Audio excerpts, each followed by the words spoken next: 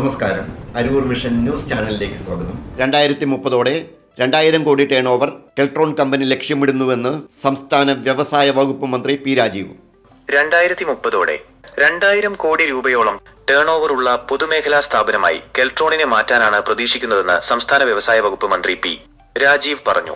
പ്രതിരോധ മേഖലയ്ക്ക് വേണ്ടി നിരവധി ഇലക്ട്രോണിക്സ് ഉപകരണങ്ങൾ നിർമ്മിക്കാൻ കരാറെടുത്തിട്ടുള്ള കെൽട്രോണിന് ശോഭനമായ ഭാവിയാണുള്ളതെന്നും അദ്ദേഹം കൂട്ടിച്ചേർത്തു. പ്രതിരോധ വിപണിയിലേക്കുള്ള ഇലക്ട്രോണിക്സ് ഉൽപ്പന്നങ്ങൾ വികസിപ്പിക്കാൻ രൂപീകരിച്ച Keltron ക്രാസ്നി defence systems private limited കമ്പനിയുടെ ഇലക്ട്രോണിക്സ് ഇന്റഗ്രേഷൻ ബേയുടെ ശിലാസ്ഥാപനം അരൂരിൽ നിർവഹിച്ച ശേഷം സംസാരിക്കുകയായിരുന്നു മന്ത്രി. May 2023, the aim being to bring together the technological capabilities of Keltron in defense and Krasny's strong connect with Russian defense manufacturing. Keltron has a wide portfolio covering defense, space, IT, traffic management and enforcement systems, power and medical electronics. Keltron has a strong presence in defense manufacturing, especially for the Indian Navy in the field of underwater electronic systems.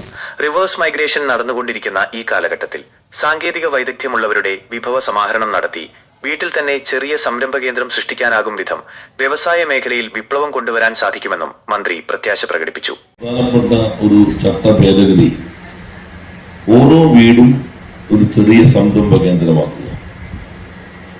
വീടിന്റെ 50% സംരംഭങ്ങൾക്ക് licence നൽകുകയാണ്. അത് green white സംരംഭങ്ങളെല്ലാം വീട്ടിൽ തന്നെ residential ബിൽഡിങ്ങിൽ തന്നെ ആരംഭിക്കാൻ കഴിയും. എന്തായാലും ഈ ഗവൺമെന്റ് നമ്മുടെ നാടിന് സഹായകരമാകട്ടെ എന്ന് ആശംസിച്ചുകൊണ്ട് നിങ്ങൾ എല്ലാവരും എന്നതോടുകൂടി ശിലാസ്ഥാപന പ്രഖ്യാപിച്ച് വാക്കുകൾ അവസാനിപ്പിക്കുന്നു. എല്ലാവരും പ്രതിരോധ രംഗത്തെ സംഭാവനകൾ.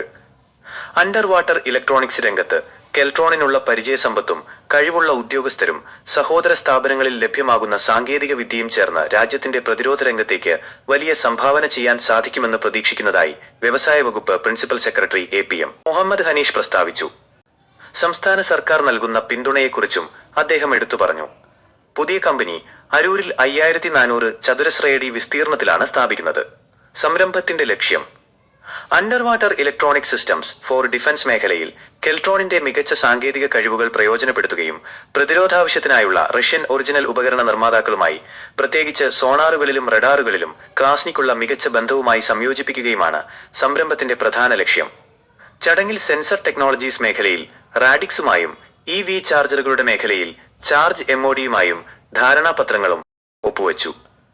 ദലീമ ജോജോ MLA അധ്യക്ഷത വഹിച്ച ചടങ്ങിൽ കെൽട്രോൺ മാനേജിംഗ് ഡയറക്ടർ ശ്രീകുമാർ നായർ സ്വാഗതം ആശംസിച്ചു.